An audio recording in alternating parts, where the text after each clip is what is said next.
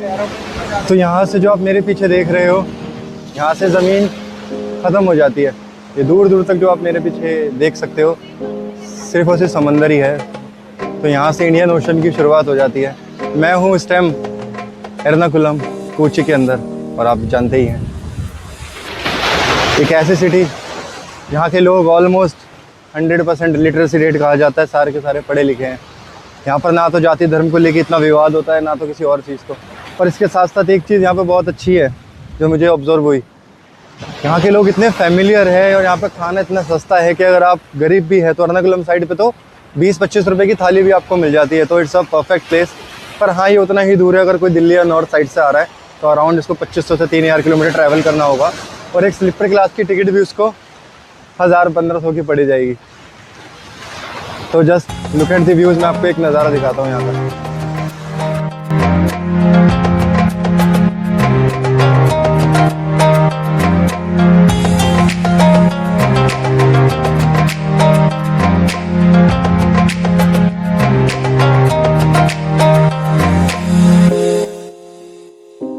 और यार कितनी सारी बातें हैं केरला में करने के लिए। Like there are multiple options available. Like even the transport जो मेरे को गोवा में दिक्कत आ रही थी, केरला में आते हुए ख़त्म हो गई। यहाँ पे ओला, उबर, रैपिडो जैसी services, even though in drive जैसी सर्विसेज भी अवेलेबल है। लाइक मेरे को यहाँ पे फोर्ट कोची आना था जो around near I think 20 kilometres था। मुझे जस्ट 250 रुपीज़ चार्ज हुए। और इसके अलावा भी मतलब बहुत सारी फैसिलिटीज़ अवेलेबल हैं। अगर मैं देखूँ तो मान के चलो it's like near about the Delhi. लेकिन क्योंकि दिल्ली के अंदर तो थोड़ा सा ज़्यादा अवेलेबल है, बॉम्बे में भी ज़्यादा लोकल सर्विस अवेलेबल है। पर यहाँ पर क्या था, यहाँ पर मुझे फिर भी लिमिटेड से ज़्यादा सर्विसेज मिली रैदर देन मैं अदर स्टेट से कंपैरिजन करूँ। जैसे कि गोवा के अंदर तो मुझे इतनी ज़्यादा डिफ़िकल्टी फेस करने मिली। मतलब यार मुझे कहना पड़ेगा, गोवा मेरे लिए वन ऑफ दी अच्छी चीज़ों के साथ साथ एक बुरी चीज़ों के लिए भी एक्सपीरियंस था, जिसमें मेरे को काफ़ी सारी चीज़ों का एक्सपीरियंस फेस करने पड़े। जैसे कि वहाँ पे बस का बड़ा टाइमिंग अलग है, लेकिन हाँ अल्कोहल मिलना आसान है। तो इस तरीके से काफ़ी सारी चीज़ें थी जो मुझे वहाँ पर फेस हुई। पर वो सब यहाँ पर इतना नहीं है। यहाँ पर मतलब खाना बहुत सस्ता है, जैसे मैंने बताया, खाना आपको बहुत इजीली अवेलेबल हो जाएगा, बहुत सस्ता अवेलेबल हो जाएगा। इवन दारू यहाँ पर महंगी है, खाना सस्ता है। पर अगर आपको मेट्रो से सफ़र करना है एर्नाकुलम की साइड तो मेट्रो से सफ़र कर सकते हो। मतलब काफ़ी सारी अच्छी चीज़ें हैं यार। मतलब साउथ सिर्फ फेमस नहीं है, वो काफ़ी सारी चीज़ों की वजह से फेमस है।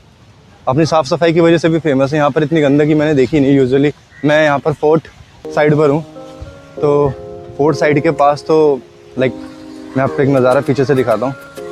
देख सकते हो पीछे से, मतलब बिल्कुल ही ज़्यादा मैं कह सकता हूँ कि गंदगी है ही नहीं ऑलमोस्ट। मतलब थोड़े बहुत पत्ते तो गिरते ही हैं, पर यहाँ के लोगों ने काफ़ी अच्छे से मेंटेन किया है। काफ़ी अच्छी चीज़ है यार। मतलब जब भी आप किसी ऐसी जगह पर आओ और आपको साफ़ सफाई देखने मिले तो इट्स यूजुअली गुड।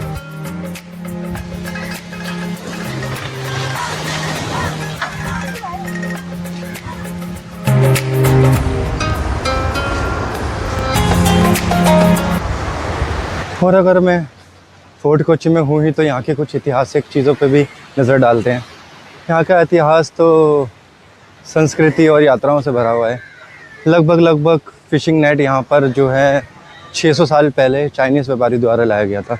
और जहाँ तक मैं गलत नहीं हूँ, यहीं पे पास में सेंट फ्रांसिस चर्च है।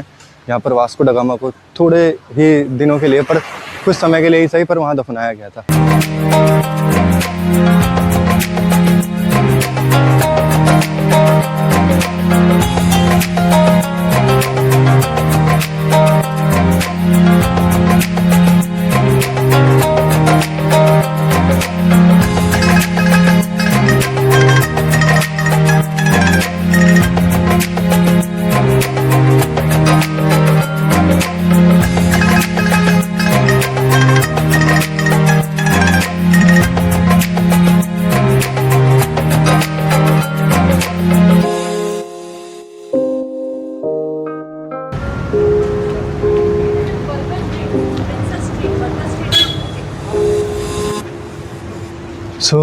मैं भी हूँ प्रिंसेस स्ट्रीट के ऊपर।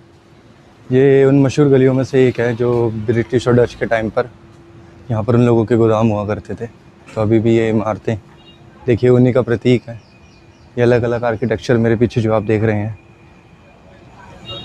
ये जितनी भी कॉलोनिकल इमारतें हैं, ये हेरिटेजेस हैं, ये सब आज भी उन्हीं चीज़ों का एक प्रतीक है। और ये one of the beautiful streets में से एक है। ऐसे काफ़ी सारे शॉर्ट्स में डालूँगा जो आपको वाकई में काफ़ी पसंद आएंगे।